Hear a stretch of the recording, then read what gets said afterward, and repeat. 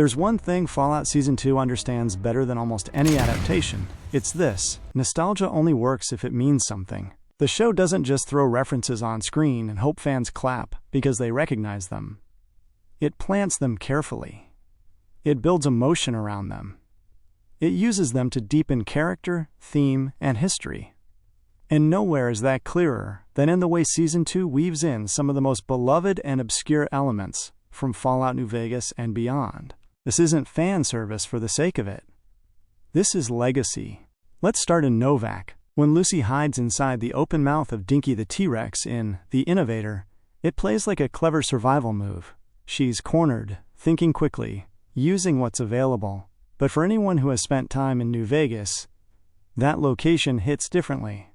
The giant plastic dinosaur isn't just roadside decoration. In the game, players climb up into Dinky's mouth and use it as a sniper's nest, picking off enemies from above the dusty town. Seeing Lucy in that exact spot feels almost surreal. It's not announced. The camera doesn't linger in a self-congratulatory way. But if you know, you know. The show is quietly telling longtime fans, this world is the same world. The geography matters. The history matters. And Lucy, whether she realizes it or not, is stepping into the footprints of players who once stood there lining up their shots. Then there's the moment that might be the most satisfying needle drop of the entire season. As the Ghoul, Cooper Howard, eliminates the great cons in Novac, the unmistakable opening of Big Iron begins to play. The song, performed by Marty Robbins, is inseparable from New Vegas. It became iconic because of how often players heard it echoing across the Mojave on the in-game radio. But here, it isn't background music. It becomes commentary. The lyrics about a lone ranger with a big iron on his hip mirror Cooper's persona almost too perfectly. He's not a clean-cut hero, but he is a gunslinger walking into lawless territory with quiet confidence and deadly precision. The show understands the mythic quality of that imagery. It lets the music carry that weight. For fans, it's a grin-inducing moment. For new viewers, it simply feels cool and fitting. That balance is hard to achieve, and the series does it calmly, without winking at the camera. But Season 2 doesn't stop at the obvious references. It digs deeper. Thaddeus, now working at the Sunset Sarsaparilla bottling plant, oversees child laborers referred to as born ghouls.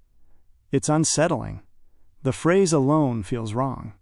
And it should. This storyline nods to Van Buren, the canceled original version of Fallout 3 that never saw release.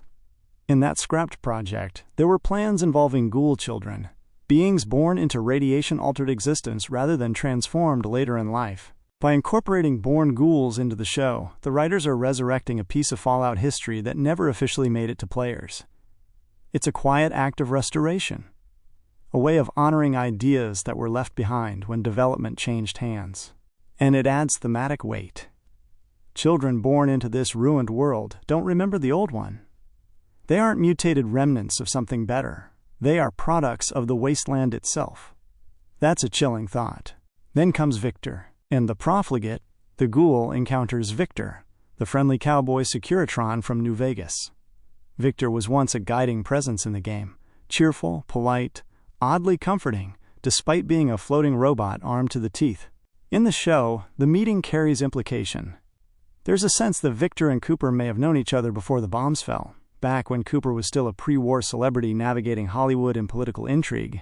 It's a subtle suggestion, but it reframes Victor. He's no longer just a programmed machine with a cowboy drawl. He becomes a relic of a time when House's network was already spreading quietly across America.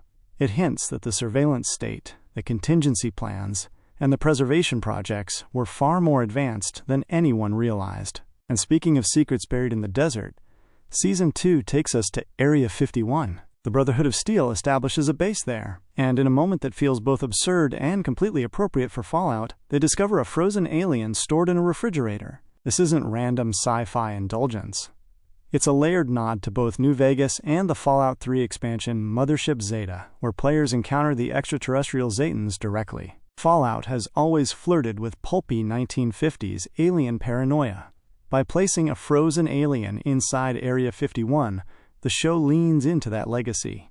It reinforces that in this universe, government conspiracies weren't exaggerations.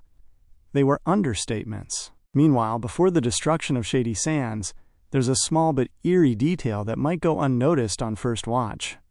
A caravan trader behaves strangely, repeating lines of dialogue commonly spoken by NCR soldiers in New Vegas. It sounds almost like non-playable character dialogue, scripted, recycled, artificial.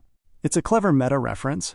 In the games, NPCs often repeat lines due to programming limitations. By having a character in the show mimic that behavior, the series blurs the boundary between game mechanics and in-world oddity. It's subtle, almost unsettling. Is he nervous? Is he conditioned? Or is it simply a quiet joke for players who remember hearing the same lines dozens of times? Lucy and the Ghoul also pass an abandoned Vault 24. Vault 24 never appeared in New Vegas. It was cut during development. However, its jumpsuit exists in the game files, a relic of content that almost was. Including Vault 24 in the show feels like the writers are combing through the archives and asking, what can we bring back? It transforms a discarded idea into canon. For lore enthusiasts, it's a deep cut. For casual viewers, it's simply another eerie, sealed vault in a landscape filled with secrets. Even something as simple as buff out carries meaning. While recovering, Lucy is administered an IV of medicine that is later identified as buff out, the classic stat-boosting steroid from the games. In gameplay terms, buff out increases strength and endurance. In the show, it grounds Lucy's physical resilience in established lore. It's not flashy. It's not dramatic. But it's faithful. Season 2 also challenges assumptions about the Brotherhood of Steel. The reveal that their airships, including the Kassawan, may be pre-war civilian zeppelins rather than purely post-war inventions, reframes the faction's identity.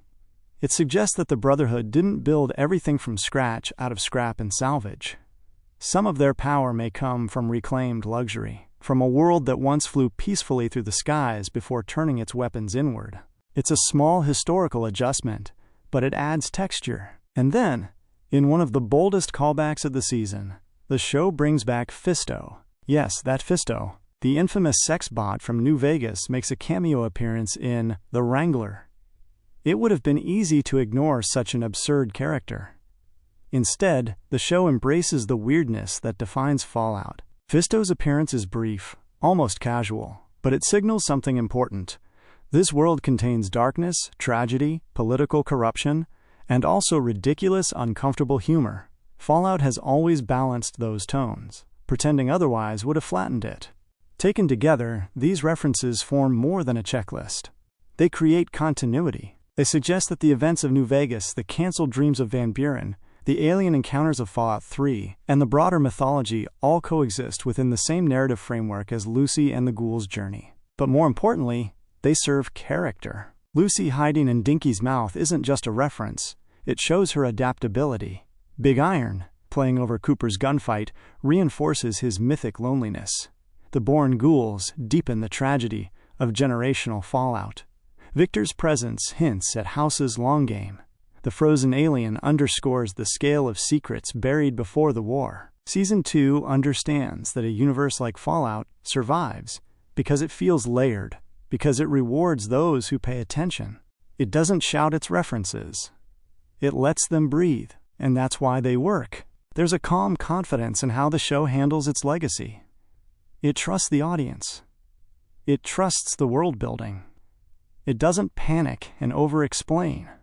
It simply opens the door and lets history stand there quietly, waiting to be recognized. In doing so, Season 2 achieves something rare. It doesn't just adapt a game, it continues it.